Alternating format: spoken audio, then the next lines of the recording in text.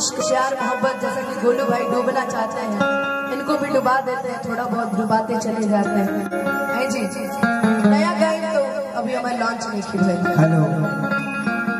हम नया इन्हीं की बात की जो लॉन्च भइला उससे पहले जो तारा दिल में होगा, उससे पहले जो तारा 2024 वाला कुछ भी 2024 में कितना दिन गए मने जनवरी वाला दिसंबर बहुत की 5 साल के प्यार हमर हर सगरी भुला गए हम ता हंसोनियों के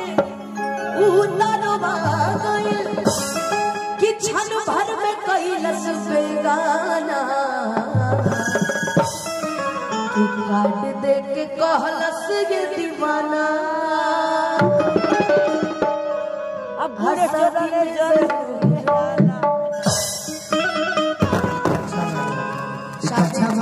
शादी कहला उहे खाली भी हम बुला सकते रहे, हमनी के ना कुछ कह सकते हुए तो कहते कि अच्छा बा लेकिन भैया की फरमाइश बहुत अच्छा बा धनंजय भैया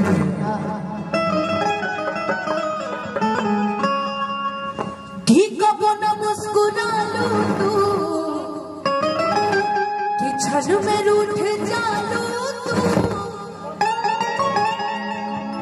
कि जरा की जैसे दिया होके वैसे भूत जानो तू कि सुसे न दिलो सपना में हो कि सुसे न दिलो सपना में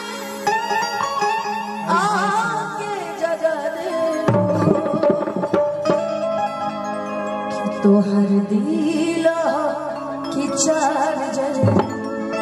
कतही लगा ले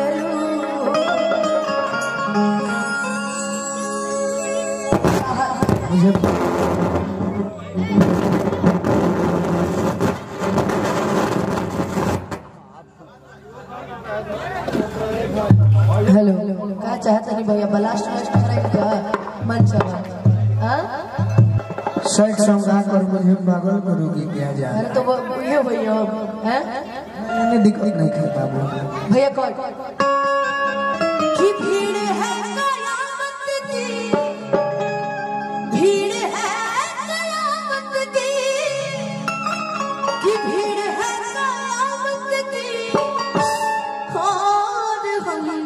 अकेले कि एक में भी तन्हा थे 100 में भी अकेले कि जिंदगी की राहों में रंजो गम के मेले कि सुना सनम का कि हर कोई यार कि हर कोई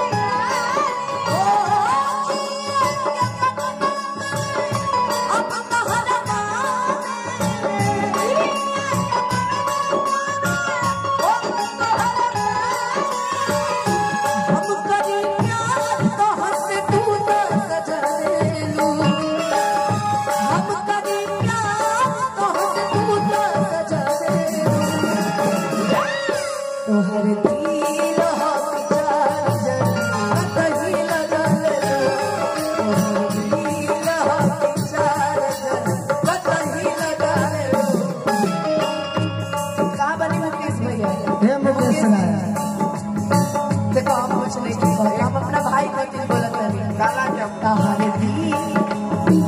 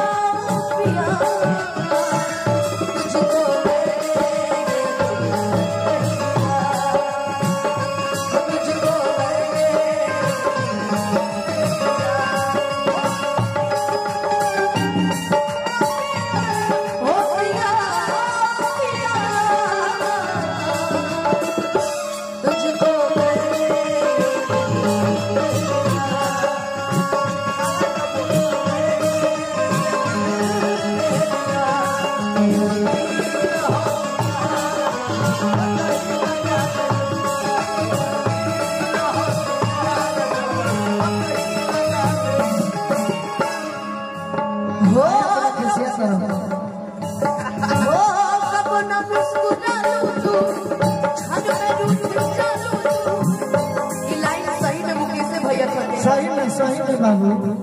कबो न मुस्कुरालू तू छन में रूठ जालू तू कबो न मुस्कुरालू तू चुप चुप खालू तू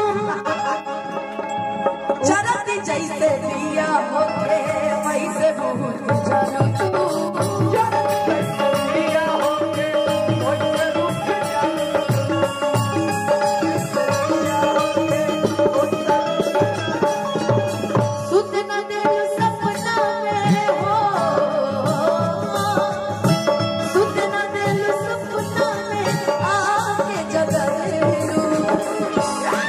हर दिल हो चाल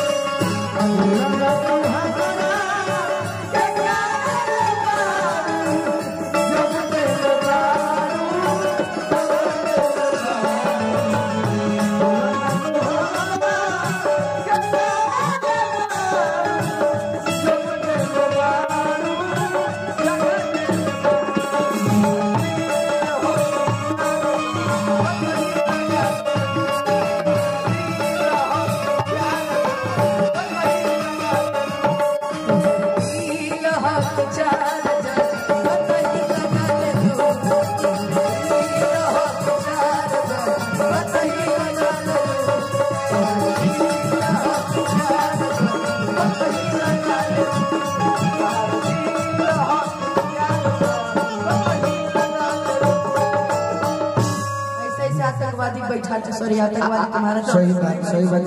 गाड़ी में जो काहे मुकेश भाई हम शिवानी के आप जाके लेके जे बेटा जो ना भाई गाड़ी में रौरे नु कहला कि काला जामुन हमारा खाइए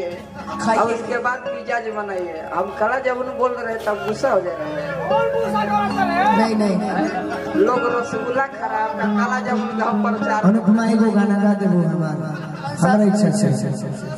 बाबू हां दे 5